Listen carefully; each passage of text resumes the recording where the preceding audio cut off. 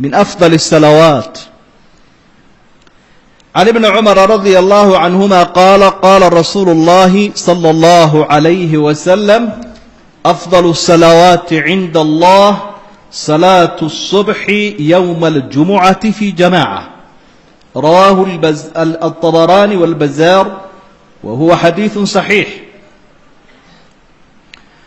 وهو خير يوم طلعت فيه الشمس أو إنه خير الأيام. فعن أبي هريرة أن النبي صلى الله عليه وسلم خير يوم طلعت الشمس يوم الجمعة فيه خلق آدم وفيه أدخل الجنة وفيه أخرج منها ولا تقوم الساعة إلا في يوم الجمعة. رواه مسلم.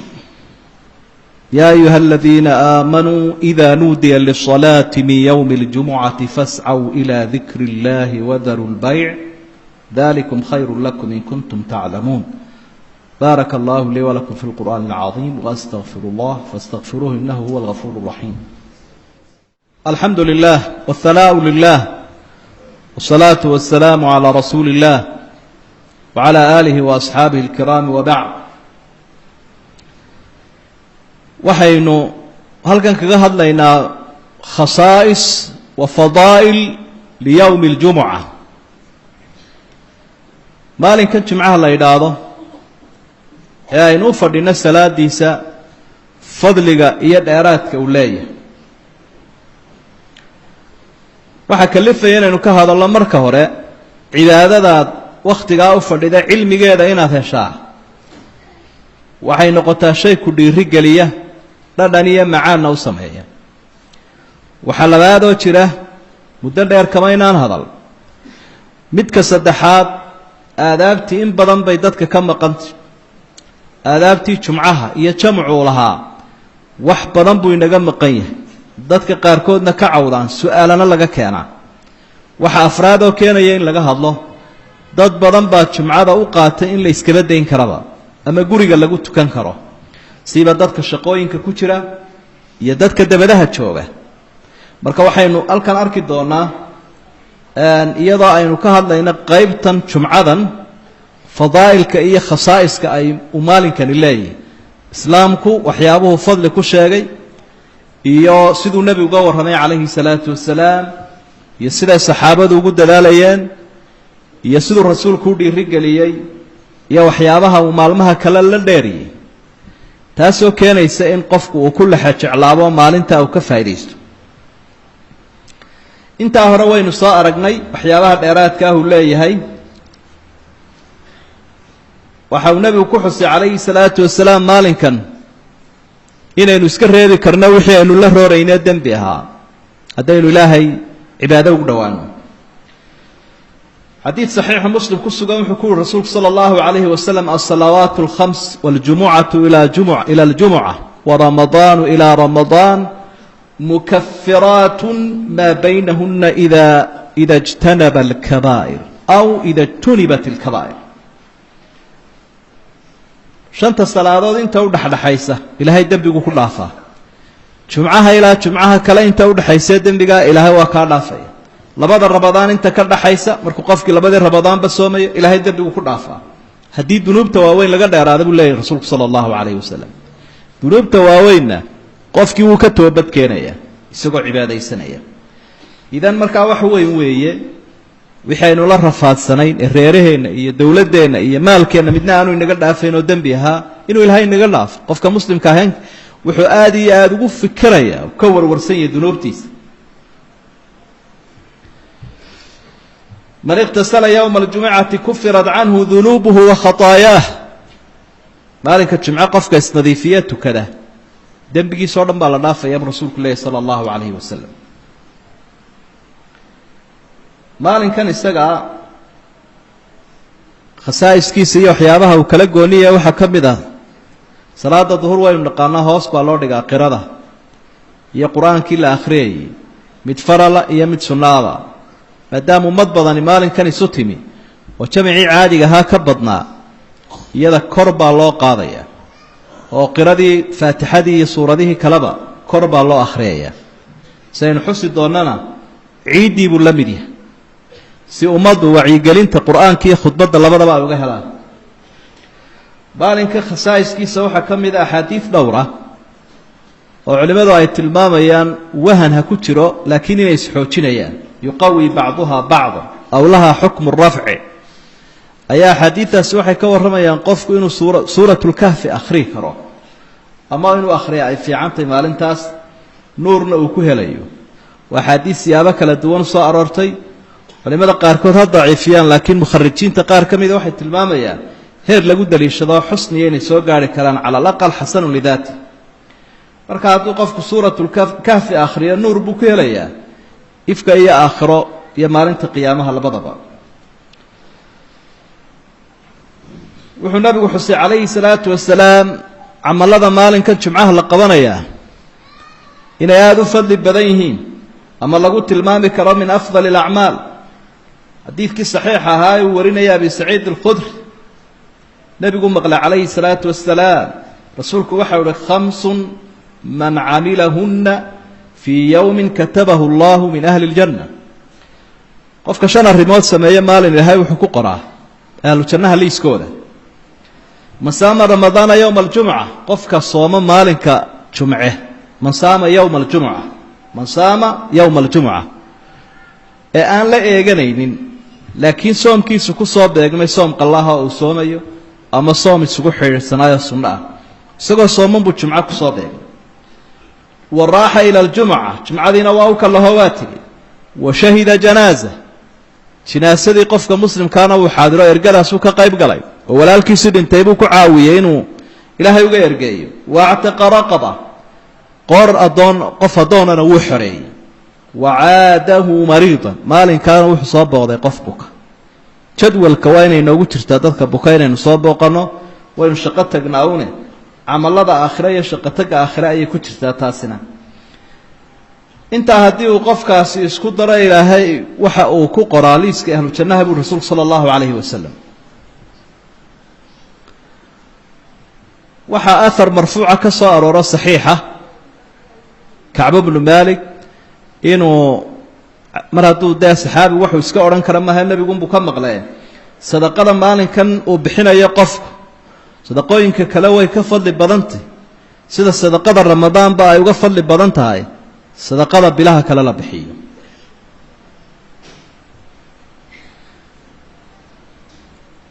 maalinkan isagaa waxaynu isugu baraarujinaynaa dadkiibaa kala duwan dadka xataa tukanaya jumcada oogaya ku aan tukanayn isaga kabadaaba laakiin intii tukanaysa laftigooda kala baxay oo kala dheereeyey marka kuwa mudan ee rasuulku ammaanay inaad ka mid noqoto ayaynu isugu baraarujinaynaa ama aynu ka mid noqonno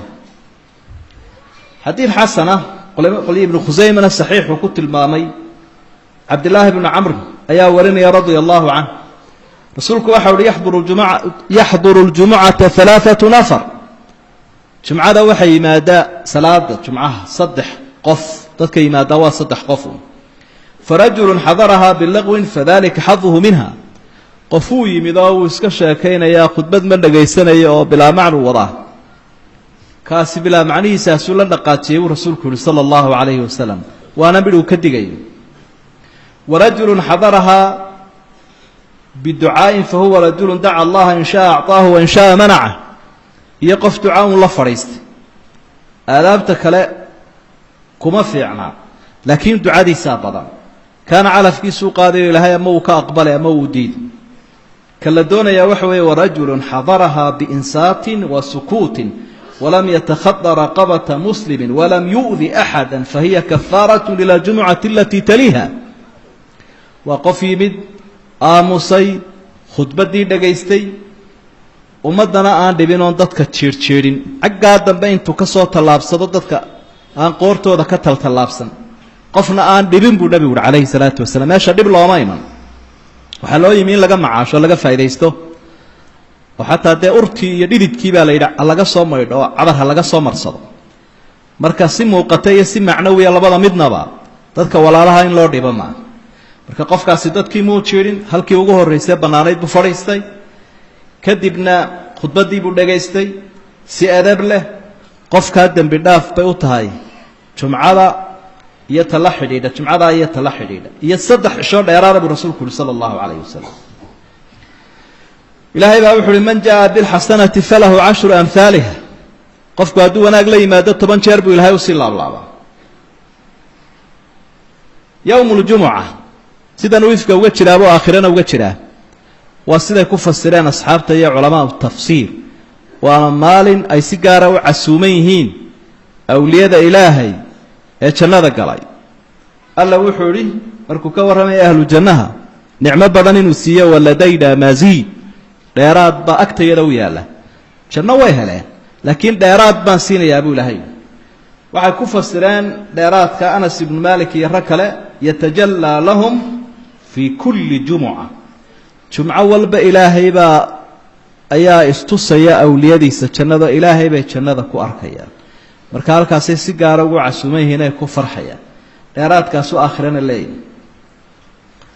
yawmul jumu'ah waxa fiican inuu qofku socdo hadii uu masaajidka socod ku gaari karayo oo halku gaari ka kaxaysan la inuu lugeeyo ayaa wanaagsan waxa uu daliila hadiidka saxiixa ay warinayaan asxaabu sunan wa ibn khuzayma iyo ay makalaba rasuulku wuxuu xusay sallallahu alayhi wasallam man ghassala waqtasala yawm al-jum'ati wa bakkara wabtakar wa dana min al-imam fa ansat kana lahu bi kulli khadwatin yakhtuha siyam sanatin wa qiyamuha wadhalika 'ala Allah yasir qofka maalinka jumcaha maydha ee hore masjidka u taga ee imaamka u dhawaada talaabo kasta ilaahay wuxuu ku siiyaa sanad soomki ana ajrigi laga heli lahaa sanad uu soomi lahaa qof iyo cibaado habeenkii uu gudan lahaa sanad ajrigu ka heli lahaa ana wuxuu dhigmayaa qof sanadan maalintiina soomana habeenkiina cibaado u taagnaa ayuu la ajriyaa waxba hayaabino ha dhaga taagin laakiin rasuulku wuxuu wadaalika 'ala Allah yasiir arintaas ilaahay waa u fududay dadka la xajeclo xuna wax ku adkaadaane oo oranaya man inta yara socday iyo inta cibaadaystay baa isku ajriye ilaahay wuu siinayaa waxba kuma adkaadaan rabbi subhanahu wa ta'ala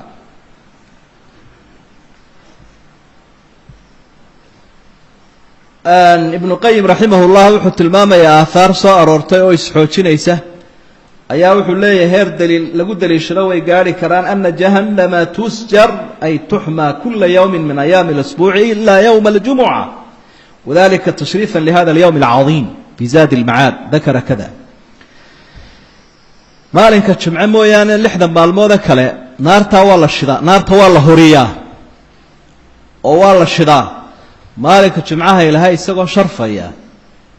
waa ka daayaa shididaas cidda dhimata iyadoo loo rajaynayo inay jannada hore ka gasho waa sidii loo xidhayay naaraha bisha ramadaan oo kale ciidii usbuuca ayuu noqday saadaradeed ciidii sanadku weegyahay maalinkani oo ciida sanadka waxa lagu farxaa ilaahayna lagu dhawaada salaad iyo qurbaan oo ciida ramadaanna waxa salaadiina waa la tukanayaa sakaat fidrigiina waa la bixiyaa ciidan ciidul adhaana salaadiina waa la tukadaa neefkii udxiyadana waa la gowracaa jumcadiina saas oo kale salaadii waynu tukanaynaa laakiin rasuulku wuxuu tilmaamay sallallahu alayhi wasallam sadaqadii la bixinayo maalmaha kale waajibkiisa sunnaha ahay waxa u dhigma kalahaada uu qofku kalahayo jumcada uu hore ugu tagayo ee shaqooyinkiisa iyo hawlihiisa kale uu soo xidhayo taasa waxay u dhigantaa qurbaankii ciidaha la bixin jiray oo kale waxa taa cadeynaya xadiidka saxiixaynka ku sugan wuxuu nabigu xusay calayhi salaatu wasalaam dadka jumcada tegaya u kala horeynaya xaaladoodu sayt marka qofka saacada hore taga wuxuu ka dhigaya inuu neef geela ilaahay ugu dhawaado gowracay oo kale neef geela la gowraco sadaqada ajrigi laga heli lahaa buu helaya ka ku xigaana neef la ka ku xigaana wan shili soo geesale ka ku xigaana digaaga ka ku xigaana xabad beeda waa 5 saacadood saacadaha iyo jeer adduunyada iskuma beegmaan oo waa la kala saacada duwaya saacadan 60 daqiiqana ma aha de bariga lama haynin waxa weeye waqtiga marka waagu bariyo ilaa waqtiga khatiibka uu fuulayo mimbarka inta ka horeysa 5 qaybood ayuu waqtigu u qaybsan yahay dadka imanayaana 5taasi ayay ku soo kala beegan yihiin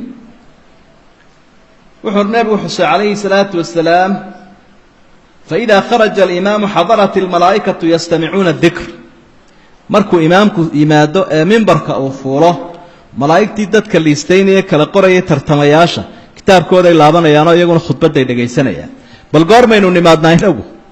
in badan oo dadka kamid waa waxyaabaha in khudbada u baraarujinayna u kalifayeen jumcaha iyo ahkaamteeda iyo aadaabteeda ka hadalleen dad badani waxay ku soo beegmaan waqti aan xabad baadiina jirin waqtigii liiskaba la laabay goormaad ku qormaysaa tartamayaasha markaa waxa laga yaabaa dad badan inay yiraahdaan weli khudbadii lama bilaabin meheradiisa wuxuu xidhayaa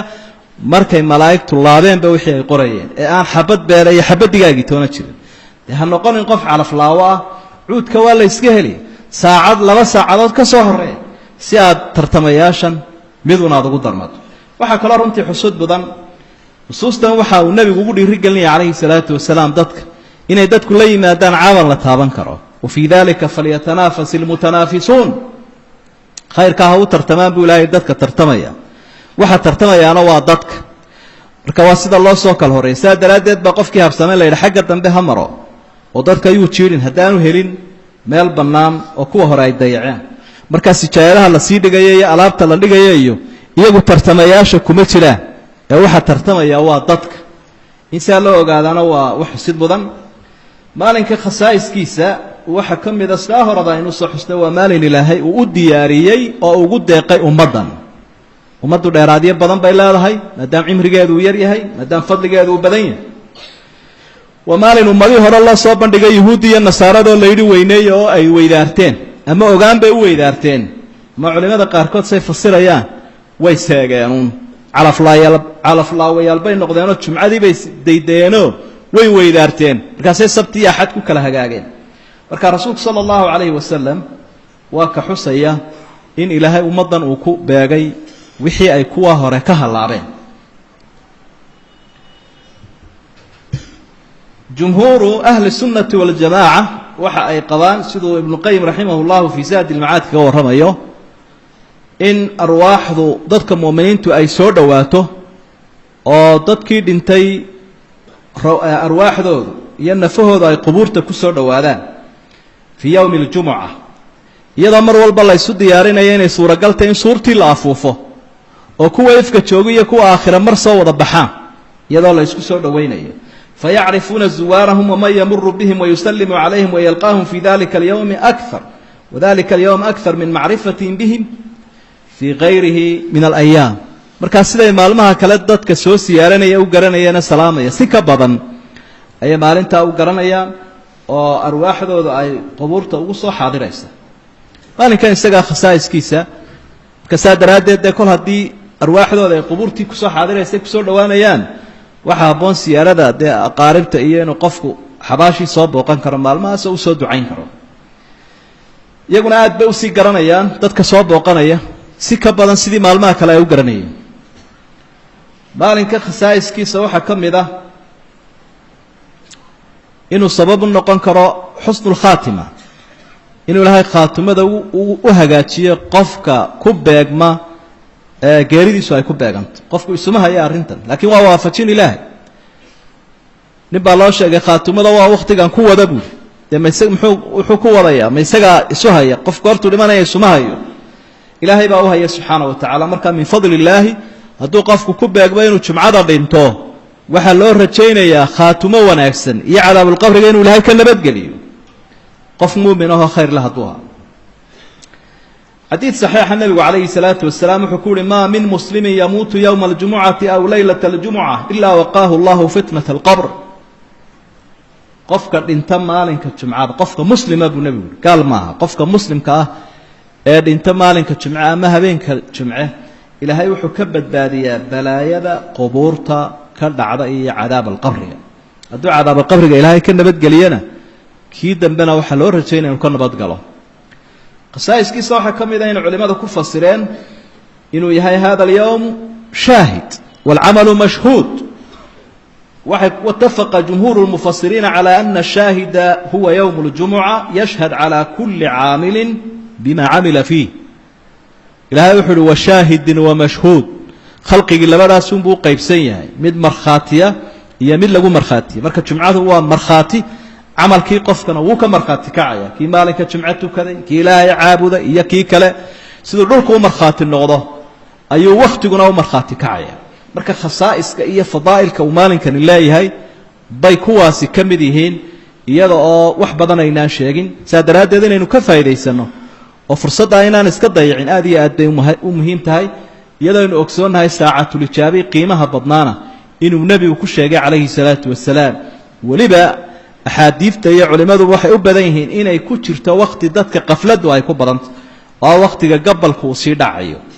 ee qoraxdu ay sii dhowdhowday ee maqhribka loo diyaargaroobayo saacatulijaabana wakhtigaasu ayaa loo rajowayay inuu ku beegay اللهم أرنا الحق حقا وارزقنا اتباعه وأرنا الباطل باطلا وارزقنا اجتنابه اللهم ارزقنا القبول والتوبة والإخلاص يا أرحم الراحمين اللهم انفعنا بما علمتنا وعلمنا علما ينفعنا وزدنا علما يا أرحم الراحمين اللهم إنا نعوذ بك من جهد البلاء ودرك الشقاء وسوء القضاء وشماتة الأعداء ربنا لا تزغ قلوبنا بعد إذ هديتنا وهب لنا من لدنك رحمة إنك أنت الوهاب اللهم اجعلنا شاكرين لنعمتك مثنين بها عليك يا أرحم الراحمين اللهم زدنا ولا تنقصنا اللهم زدنا المطر ولا تنقصنا وأكرمنا ولا تهنا وآثرنا ولا تؤثر علينا يا أرحم الراحمين مطرنا بفضل الله وبرحمة الله بالنوء كذا ولا بكوكب كذا صلى الله وسلم على نبينا محمد وآله وصحبه وسلم وأقم الصلاة